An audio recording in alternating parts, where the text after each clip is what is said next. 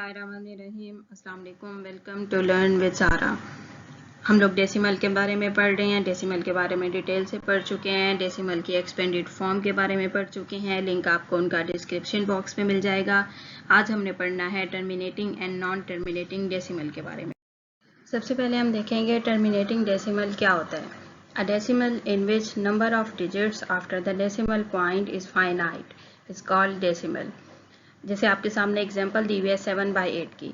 ऐसा decimal number के जब डेसिमल पॉइंट हम लगाते हैं उसके बाद जो हमारे पास डिजिट्स आएंगे वो फाइनाइट होंगे, उसे हम टर्मिनेटिंग डेसिमल कहते हैं। सपोज आप किसी भी आपको कोई भी गिवन फ्रैक्शन है, जैसे आपके सामने 7/8 है, अगर आप इसे डिवाइड करते हैं तो आपका जो रिमाइंडर है वो 0 आना चाहिए। और जब आप डेसिमल पॉइंट डिवीजन के दौरान लगाते हैं तो उस डेसिमल पॉइंट के बाद कुछ स्टेप्स के बाद वो डिवीजन कंप्लीट हो जानी चाहिए। जैसे मैं आपको ये यहाँ पे डिवीजन का प्रोसेस दिखाती हूँ। अब हमने 7 को डिवाइड करना है 8 से, तो जब हमने छोटे नंबर को डिवाइड करना हो तो हम पॉइंट लगा के 0 लगा देते हैं। ठीक है, अब हम 8 का टेबल देखेंगे।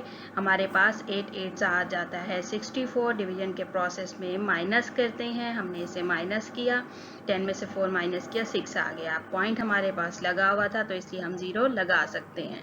ठीक है, अब हम अगेन 8 का टेबल देखेंगे कि हमारे पास 60 से कम नंबर आए। हमारे पास आ गया 8 7 जा 56।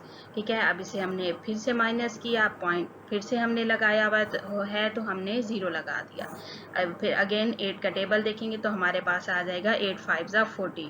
अब इसमें आप देखिए हमारे पास जो रिमाइंडर है वो 0 है।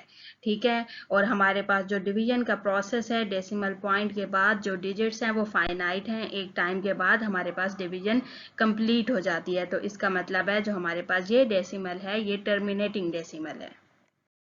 अब हम देखते हैं नॉन टर्मिनेटिंग डेसिमल कौन से होते हैं। A decimal in which number of digits after the decimal point is infinite is called non terminating decimal. अभी हमने जो पीछे टर्मिनेटिंग डेसिमल पढ़ा था उसमें हमने देखा था कि एक तो उसका रिमाइंडर 0 होगा और दूसरा डेसिमल पॉइंट के बाद जो हमारे पास नंबर्स आएंगे वो फाइनाइट होंगे। ठीक है, क्योंकि उसमें डिवीजन का प्रोसेस कंप्लीट हो रहा था। बट नॉन टर्मिनेटिंग डेसिमल में डिवीजन का प्रोसेस कंप्लीट नहीं होता, कंटिन्यू रहता है। जो डेसिमल पॉइंट के बाद डिजिट्स हैं वो इनफिनिट होते हैं। ठीक है, आपके सामने एक एग्जांपल सॉल्व करती हूँ 1/3 की। हमारे पास जो एग्जाम्पल है उसमें हमारे पास ऊपर 1 है तो हम 1 को अंदर रखेंगे और इसे डिवाइड करेंगे। जब हम डिवाइड करेंगे तो अब हमारे पास छोटी वैल्यू है तो हम पॉइंट लगा के 0 लगा सकते हैं। तो हमारे पास आ गया 3 3 जा 9। अब हम चूँकि पॉइंट लगा चुके हैं तो हम अगेन 0 लगा सकते हैं। तो हमने फिर 3 3 जा 9 कर दिया। जब अब से फिर माइनस करेंगे फिर हमारे पास 1 आएगा, फिर हम 0 लगा के 3 3 जा 9 करेंगे। इसी तरह से ये प्रोसेस कंटिन्यू रहेगा और हमारे पास ये डिजिट ऐसे ही चलता रहेगा 0.333।